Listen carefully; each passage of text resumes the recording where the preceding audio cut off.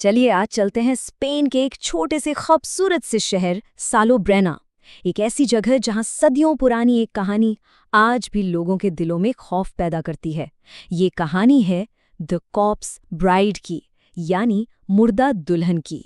जरा सोच के देखिए, क्या हो अगर एक भटकती हुई आत्मा ये मान ले कि आप ही उसके वो दूल्हे हैं जिसका वो सदियों से इंतजार कर रही हैं।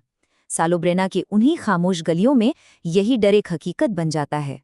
कहानी का जो सेंटर है वो है स्पेन का छोटा सा शहर सालोब्रेना, एक ऐसी जगह जिसके असल में दो चेहरे हैं। दिन के उजाले में तो ये जगह किसी पोस्टकार्ड जैसी खूबसूरत लगती है, पत्थर की गलियां, चर्च की घंटियों की आवाज। लेकिन जैसे ही सूरज ढलता है, यही गलियां एकदम खाली हो जाती हैं और हवा में एक अजीब सी ठंडक और खामोशी घुल जाती है। तो हमारी कहानी का मेन कैरेक्टर है माटेओ गुरेरो, मैड्रिड से आया हुआ 19 साल का एक आर्किटेक्चर का स्टूडेंट। वो सालोब्रेना की पुरानी इमारतों की, खासकर वहाँ के पुराने चर्च और सदियों पुराने घरों की बनावट पर रिसर्च करने के लिए आया था। अब माटेओ इस शहर में बिल्कुल नया था, एक अजनबी जो बस अपनी पढ़ाई के सिलसिले में आया था। उसे जरा भी अंदाजा नहीं था कि उसका ये छोटा सा रिसर्च ट्रिप जल्द ही एक भयानक सफर में बदलने वाला था। एक शाम जब वो पुराने कब्रिस्तान में कुछ स्केच बना रहा था, तो उसकी नज़र एक बड़ी अजीब चीज़ पर पड़ी। एक वीरान सी कब्र के पास शादी का एक टूटा हुआ मेहराब, मतलब एक आर्च खड़ा था। उस पर सूखे हुए फूल लटक रहे थे। लेकिन सबसे अजीब बात ये थी कि उस आर्च के ठीक नीचे की मिट्टी बाकी ज़मीन के मुकाबले कहीं ज़्यादा काली और ताज़ा लग रही थी। उसने इस पर ज्यादा सोचा नहीं, पर उसी रात उसके साथ कुछ अजीब होना शुरू हुआ। देर रात जब वो अपने कमरे में काम कर रहा था, तो उसे बाहर गली से एक हल्की सी आवाज सुनाई दी। जब माटेओ ने खिड़की से बाहर झांका, तो उसे दूर गली के कोने में एक सफेद परछाई सी दिखाई दी। ऐसा लग रहा था जैसे कोई औरत एक लंबा सफेद गाउन पहने खड़ी है। पहले तो उसे लगा कि शायद कोई टूरिस्ट होगी जो देर रात घूम रही है, लेकिन अगले ही पल वो परछाई जैसे हवा में ही घुल गई, गायब। तो सवाल ये था, आखिर माटेओ ने देखा क्या था? क्या ये सिर्फ उसके दिमाग का वहम था या फिर कुछ और? यहीं से कहानी का असली रहस्य शुरू होता है। ये तो बस शुरुआत थी, एक पहली झलक।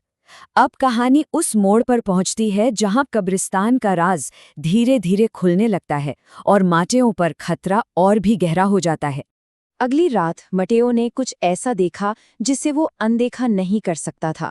पत्थर की सूखी सड़क पर गीली मिट्टी से बने पैरों के निशान थे, और वो निशान सीधे उसी पुराने कब्रिस्तान की तरफ जा रहे थे। डरते डरते वो उन निशानों का पीछा करते हुए कब्रिस्तान तक पहुंच ही गया, और फिर उसने उसे देखा।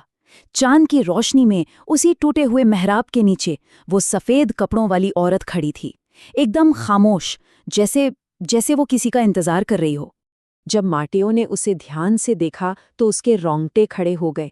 उसने एक पुराना फटा हुआ सा वेडिंग गाउन पहना हुआ था। एक घूंघट से उसका चेहरा ढका था, पर उस पर खून के आंसुओं के निशान साफ साफ दिख रहे थे। और सबसे खौफनाक बात, उसके पैर जमीन को छू नहीं रहे थे, वो हवा में थे। इस खौफनाक मंजर के बाद माटेओ ने अपने गेस्ट हाउस के केयरटेकर से इस बारे में बात करने की हिम्मत जुटाई, और बस तभी उसके सामने कॉप्स ब्राइड की वो सदियों पुरानी दर्दनाक कहानी सामने आई। केयरटेकर ने उसे एक सीधी साधी चेतावनी दी। इस शहर में कुछ चीजें ऐसी हैं जिन्हें अकेला छोड़ देना ही सबसे अच्छा होता है। और फिर उसने उसे वो कहानी सुनाई जो पीढ़ियों से उस शहर के लोग एक दूसरे को सुनाते आ रहे थे। ये कहानी थी साल 1889 की। इज़ाबेला रोमेरो नाम की एक लड़की की शादी हावियर नाम के एक लड़के से होने वाली थी। लेकिन अपनी शादी की रात उसका दूल्हा हावियर उसे धोखा देकर किसी और औरत के साथ शहर से भाग गया। बेचारी इज़ाबेला दुल्हन के लिबास में पूरी रात कड़ाके की ठंड में उसका इंतजार करती रही, और सुबह होने से पहले ही टूटे दिल के सदमे से उसकी जान चली गई। अब माटेओ को उस परछाई का सच पता चल चुका था, लेकिन ये जानने के बाद उसका डर कम नहीं हुआ, बल्कि और बढ़ गया। क्यों? क्योंकि अब वो आत्मा सिर्फ एक कहानी का हिस्सा नहीं थी, वो सीधे सीधे माटेओ को अपना निशाना बना रही थी। घबराया हुआ माटेओ भागकर पास के चर्च में पादरी के पास पहुंचा।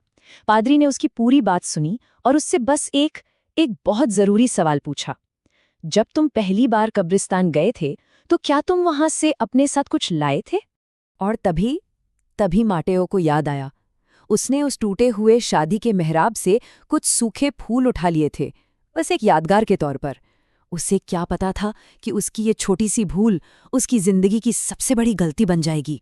पादरी ने समझाया कि उन फूलों की वजह से इज़ाबेला की आत्मा को अब लग रहा है कि उसका दूल्हा उसे लेने के लिए वापस आ गया है। और बस उसी रात खौफ ने अपनी सारी हदें पार कर दी। पहले माटेओ के बंद कमरे के दरवाजे तक आते कदमों की आवाज़ सुनाई दी। फिर कमरे में गीली मिट्टी और उन्हीं सूखे फूलों की एक अजीब सी महक फैल गई। उसने देखा कि दरवाजे का हैंडल धीरे धीरे नीचे घूमा। दरवाज़ा एक चरमराहट के साथ खुला, पर सामने कोई नहीं था। और जब उसने घबराकर खिड़की से बाहर देखा, माटेओ समझ गया कि उसे फौरन ये शहर छोड़ना होगा। लेकिन शायद अब बहुत देर हो चुकी थी। कहानी अपने आखिरी और सबसे खौफनाक पड़ाव पर पहुंच चुकी थी। जैसे ही माटेओ ने अपना सामान पैक करना शुरू किया, मानो कुदरत भी उसके खिलाफ हो गई। आसमान अचानक काला पड़ गया, शहर की बत्तियां बुझ गईं और सालोब्रेना पर एक जबरदस्त तूफान टूट पड़ा।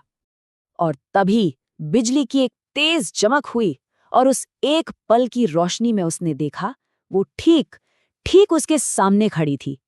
उसकी चीख ने गेस्ट हाउस की खामोशी को चीर कर रख दिया। कुछ घंटों बाद माटेओ की लाश मिली, उसी कब्रिस्तान में, उसी टूटे हुए शादी के मेहराब के नीचे। उसका पूरा शरीर उसी गीली काली मिट्टी से ढका हुआ था। शहर के लोग कहते हैं कि मुर्दा दुल्हन को आखिरकार अपना दूल्हा मिल ही गया और वो उसे हमेशा के लिए अपने साथ ले गई। माटेओ की कहानी तो खत्म हो गई, लेकिन एक सवाल आज भी सालोब्राना की हवा में तैरता है। पिछली एक सदी में उस मुर्दा दुल्हन ने और कितने दूल्हों को इसी तरह अपना बनाया होगा।